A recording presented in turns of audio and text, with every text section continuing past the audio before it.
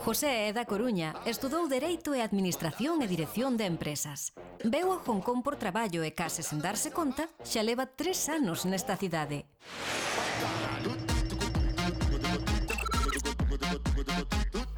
Con José coñeceremos o seu traballo, abrirános as portas da súa casa e, para rematar, achegarémonos á Avenida das Estrelas para ver o espectáculo de luces máis famoso da cidade.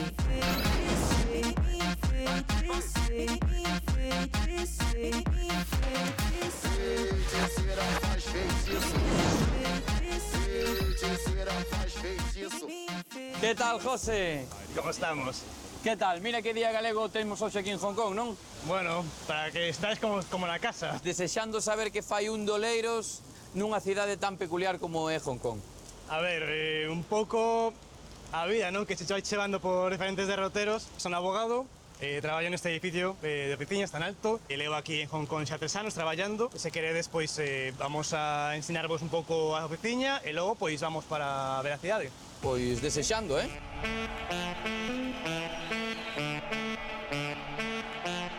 O traballo que nos toca de carácter global e internacional. Hai un montón de xestoras de fondos, entón, pois, por a cercanía cos clientes, pois estamos aquí, pero non asesoramos en dereito hongkonés, simplemente asesoramos en dereito de fondos de inversión e dereito estadounidense. Estas que son as mascotas da empresa? Pois mira, isto é moi curioso porque cada ano convídanos a un evento con clientes e demais e sempre alrededor de Ano Novo China. Cada ano en China pois ten un animal do zodíaco chino diferente, non? Pois coincidindo co inicio do Ano Novo, danos un peluche do animal que toca para ese ano. Este ano pois foi a serpe.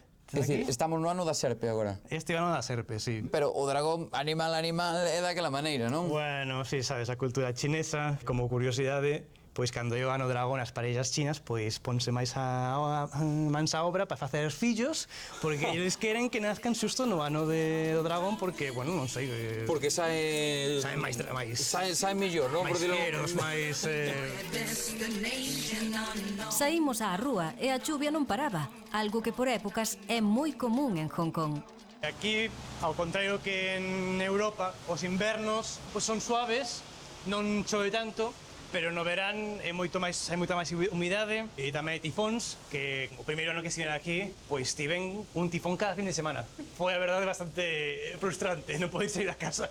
O que sí que teñen é a forma de non estar na rúa directamente porque hai moitos edificios que están conectados. Sí, ese é o bo da cidade, que, bueno, pois é moi conveniente se sabes como chegar a lugares, porque isto pode ser moi laberíntico.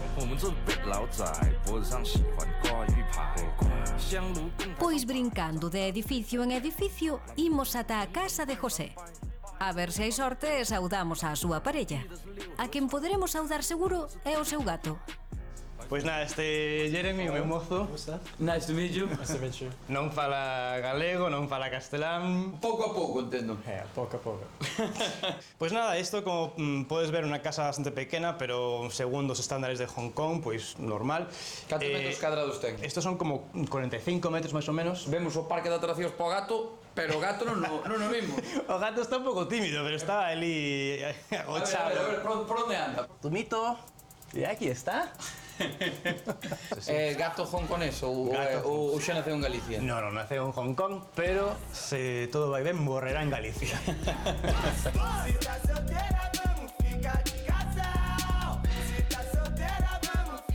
En Hong Kong casi non se pagan impostos, non hai IVE, o imposto sobre a renda das persoas físicas é un 15%, que vamos, nada en comparación con España, con Europa, pero despois, claro, como o goberno de Hong Kong ten a propiedade do terreo e o que fai é a renda a propiedade do terreo a xente que merca a casa, é dicir, que tú, cando mercas unha casa, ti és propietario das pedras, pero non do terreo, e o terreo tes como un aluguer, pois igual, pois 100 anos, 200 anos, algúns pois son 900 anos, e despois, cando remata o período de aluguer, pois tes que volver a pagar outra vez. Bueno, hasta loguiño, Jeremy.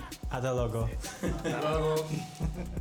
José lévanos agora a comer algo típico da gastronomía local e para iso imos a un dos seus restaurantes favoritos, nada menos. Este é o famoso, que é o Crystal Jade, este de gamba, este de porco en barbacoa, este é o siu mai, que ten gamba e porco, e este é Chinese tuna. Tuna é unha planta típica de China, tamén con gamba. O que non sei se me acostumaría eu a comer con té. té de xasmín. Té de xasmín. Té de xasmín. E é típico comer con té. É típico, sí. Tienes que mollar aquí en esta salsa un poquillo, que esté como de vinagre así. Así, un poquinho. Muy bien, boa técnica. Así? Sí, sí. Isto case de todos os días, non... Todos os días eu. Sí, non? Gústame isto dos insuns, Pues nada, alégrome moito, porque é o típico de Hong Kong, así que non poderías marcharos de aquí sen probar antes o dim sum. Para rematar o día, imos coñecer a Avenida das Estrelas, un dos lugares máis emblemáticos de Hong Kong. E logo gozaremos do espectáculo de luces que ilumina o horizonte da cidade ao caer a noite. Fixeron isto un pouco a imaxe semellanza do camiño de Hollywood, pero bueno, moito máis pequeniño, moito máis humilde. Os actores e as actrices, en vez de ter a súa estrela, ponen a man que ten a súa forma da súa man. Este é Mr. Jackie Chan. A ver como ten as mans Jackie Chan. Vamos probar. pequeniñas, non? Moi pequeniñas, as mans de Jackie Chan. Mira, non contaba eu con saber como tiña as mans Jackie Chan, Temos aquí a famosa estatua de Bruce Lee, é o actor do cine hongkonés por excelencia. Naceu en Estados Unidos, pero morrer aquí en Hong Kong. A das estrelas pasan de puñer as estrelas, deixan toda pegada para forrar e facer a estatua a Bruce Lee, non? Na verdade que está ben chula, así co choiva ainda lle dá un toque máis épico, non?